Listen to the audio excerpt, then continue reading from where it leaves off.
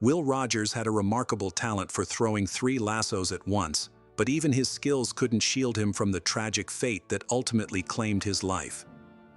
Once a cherished American icon known for his charming on-screen charisma, the image of Will was forever altered when the details of his untimely death emerged.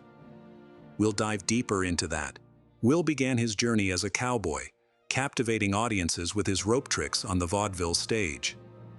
However, it was his down-to-earth commentary and relatable humor that truly won over crowds. Before long, he was writing columns for the New York Times, gracing Broadway stages, and starring in Hollywood films. His rapid ascent to fame only made his sudden death harder to understand. Born on November 4, 1879 in Oklahoma, Will Rogers was the son of Clement Van Rogers and Mary America Shrimshire, both of whom had Cherokee roots. His father served as an attorney and judge for the Cherokee Nation, while Will felt a stronger connection to his easygoing mother. This created a conflict with his father, who had grand aspirations for his son. Tragedy struck the family when Will was just 10 years old. His mother tragically succumbed to amoebic dysentery, leaving him to navigate life without her support during his father's relentless pursuit for success. Despite his father's wishes for him to pursue a business career, Will had other dreams and dropped out of school in the 10th grade. Academics didn't capture Will's interest. Instead, he was passionate about the cowboy lifestyle. Determined to pursue this path, he began performing in rodeos at the age of 20. After 2 years of struggling, he and a friend hatched an ambitious plan to travel to Argentina and become gauchos. Unfortunately, the venture turned out to be a financial flop, and within 5 months, they were broke. Parting ways with his friend, Will didn't give up. Instead, he set sail for South Africa.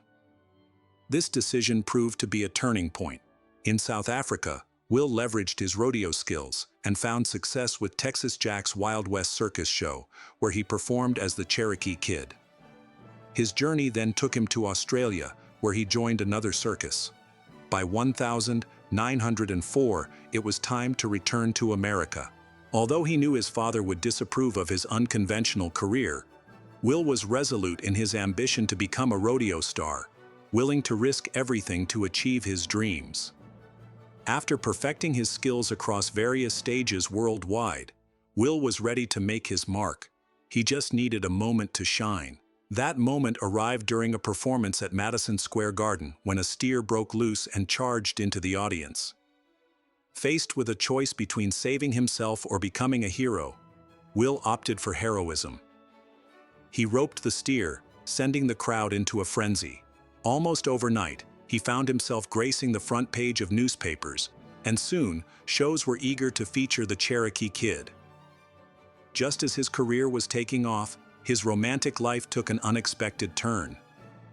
In 1906, Will fell head over heels for Betty Blake and planned to propose.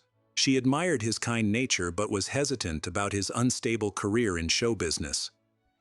She turned him down, prompting Will to realize that if he wanted to win her heart, he needed to change his ways. He ultimately decided that his love for Blake outweighed his passion for the spotlight. Back on one knee, he promised her that if she accepted his proposal, he would leave show business behind and settle down in Oklahoma. Impressed by his commitment, Blake said yes. However, Blake was in for a surprise. They tied the knot on November 25, 1908, and while Will intended to leave the stage behind, he had one last show booked in New York. They turned this trip into their honeymoon, and during this performance, Blake experienced her husband's talent for the first time and witnessed the flood of job offers he received. This revelation led her to fully support his career. Meanwhile, Will had been at odds with his father, who viewed his son's career changes as directionless. However, as Will began to find success performing regularly in New York, the two started to reconcile. Tragically, in 1911, his father passed away, missing the incredible journey that lay ahead for Will. Soon after, Will received an offer to perform on Broadway. His debut was in Wall Street Girl, where he surprised the upscale audience by showcasing his rope tricks between acts. One day, his cowboy antics caught the attention of Florenz Ziegfeld, who invited him to star in his Berlin show as a cowboy with a pony. Initially hesitant about a show that depended on humor, Will was swayed by the lucrative offer and joined Ziegfeld's midnight frolic. Determined to inject humor into his act, he faced a daunting challenge. His opening line, "Well, what shall I talk about? I ain't got anything funny to say. All I know is what I read in the papers," was hardly the best way to kick off a performance. Facing a tough crowd as a seemingly unfunny cowboy, Will turned the situation around by embracing his self-deprecating humor. He portrayed the everyman and cleverly critiqued the wealthy, a risky move given the audience's affluence, but they adored his simple cowboy charm. His slow, drawn-out Western drawl resonated with the urban East Coast audience, enhancing his appeal. His success soon led him from the midnight show to the prestigious Ziegfeld Follies. At one performance, he spotted then-President Woodrow Wilson in the audience and decided to take a bold risk by ad-libbing a humorous critique of Wilson's policies.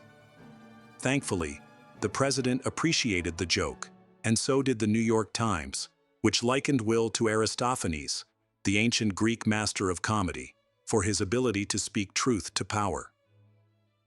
This acclaim propelled Will's career into an exciting new chapter. Will Rogers kicked off his film career with a silent Western titled Laughing Bill Hyde, produced by Samuel Goldwyn. Interestingly, despite its Western theme, the film was shot in New Jersey. Audiences flocked to theaters to catch a glimpse of Will, but unfortunately no copies of the film have survived. Will discovered a passion for filmmaking and felt compelled to take a significant leap. In the early 1920s, as the film industry migrated westward to Hollywood, he decided to follow suit. Luckily for him, it wasn't a financial gamble. Samuel Goldwyn had significantly increased his earnings from the Follies. With his newfound wealth, Will bought a ranch and launched his own production company. However, he faced an unexpected challenge.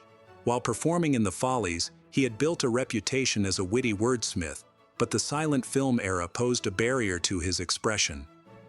Although he attempted to write the dialogue cards for his films, it never felt sufficient. After a string of silent movies, he abruptly stepped away from the industry. Just as he began to doubt his decision to move to Hollywood, tragedy struck. Taking a break from films to focus on family, Will faced the heartbreaking loss of his 2-year-old son Fred to diphtheria, a disease that was still deadly at the time. The family was shattered, and Will needed to channel his grief into something productive. It was during this period that he unearthed a hidden talent: writing. Despite not finishing high school, Will found he had a knack for writing and began contributing regularly to the New York Times. His sharp insights resonated with the public, leading to his columns being featured in over 50 newspapers nationwide. His popularity soared, and Henry Louis Mencken even dubbed him the most dangerous man alive for his candid critiques of politicians. By 1926, Will had a column called Will Rogers Says, which captivated around 40 million readers.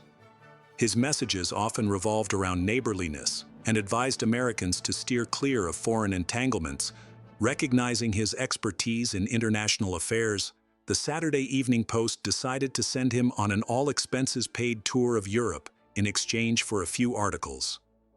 During this journey, he traveled from one capital to another, engaging with everyday citizens and influential figures alike.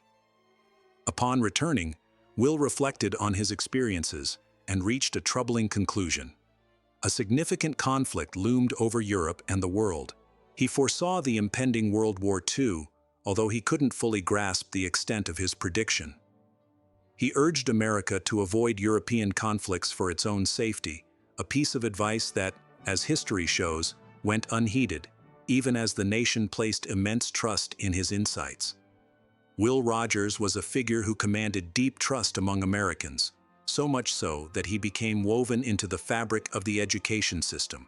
Some teachers even went so far as to take their students out of class to watch his movies. It seemed like everyone in the US held him in high regard. However, the perception of Will shifted outside the country. British film critic David Thompson criticized him, suggesting that his viewpoints were inflexible and that he allowed Americans to cling to their biases. What really irked his critics was Will's knack for staying neutral in a polarized political landscape.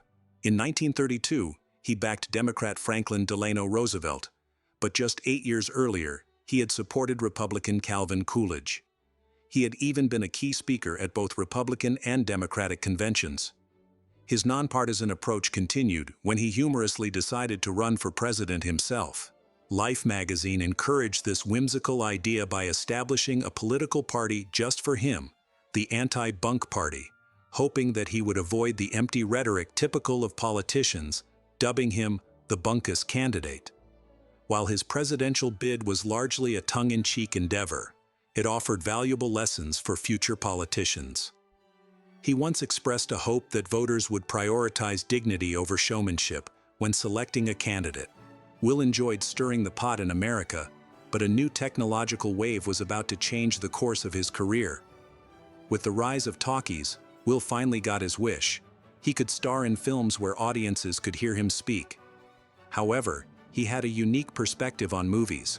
To him, they were merely another platform to showcase his personality. He refused to wear makeup and stayed true to himself, much to the chagrin of some writers. Will didn't just play roles. He infused his own beliefs into the films, often ad-libbing lines that likely left his co-stars scrambling to keep up. On one memorable Oscar night, Will Rogers found himself in a bit of a pickle due to his spontaneous nature. While presenting the Best Director award at the 1934 Oscars, he decided to infuse his charming personality into the moment. Instead of formally announcing the winner, he casually called out, inviting Frank Capra to come up. However, Capra, thinking he was the recipient, started making his way down the aisle, only to realize Will was actually referring to Frank Lloyd. Despite this mix-up, Will remained beloved by both America and Hollywood. Remarkably, just a year later, he was voted the most popular man in Hollywood. The admiration for Will went even further when he was briefly named the honorary mayor of Beverly Hills. However, this title was short-lived, as it turned out that California law didn't recognize honorary mayors. Will took it all in stride, humorously noting that he wasn't the first mayor to be removed from office. Will had a deep passion for aviation, often using his newspaper columns to advocate for the safety and convenience of air travel. He was friends with aviation pioneers like Charles Lindbergh, who made history with his non-stop flight from New York to Paris, and pilot Wiley Post. Tragically, this friendship would lead to disaster. In 1935, Post was preparing to establish a flight route between Washington State and Russia, and Will decided to join him as far as Alaska to gather material for his column. Unbeknownst to them, a tragedy loomed ahead. Post had equipped his plane with floats for landing on water, and they successfully touched down in Fairbanks, Alaska. The next leg of their journey was to Point Barrow, the northernmost point in the U.S. However, on August 15, 1935, just 20 miles from their destination, they encountered severe weather that disoriented them. In a desperate move, they made an unscheduled landing in a lagoon to ask for directions. After getting their bearings, they prepared to take off again. As they attempted to leave, Post discovered that the engine had inexplicably failed. The plane plunged back into the lagoon, crashing and flipping upside down, resulting in the immediate deaths of both Will and Post. The nation was left reeling, eager to understand the cause of the accident. Speculation arose, with some blaming the floats on the plane, and others suggesting that Post had ignored crucial advice regarding the generator and weather conditions. Regardless of the cause, Will fans mourned his untimely passing. Fortunately, just a day before this tragic journey, Will had signed a deal for 10 films with 20th Century Fox. He had already completed 2, Steamboat Round the Bend and In Old Kentucky, which were released posthumously. However, producers decided to change the ending of Steamboat Round the Bend, where Will waves goodbye, fearing it would feel too personal and leave audiences in tears.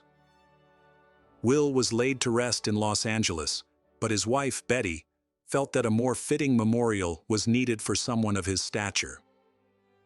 She arranged for a memorial to be built in Claremore, Oklahoma, which was dedicated by President Franklin Roosevelt.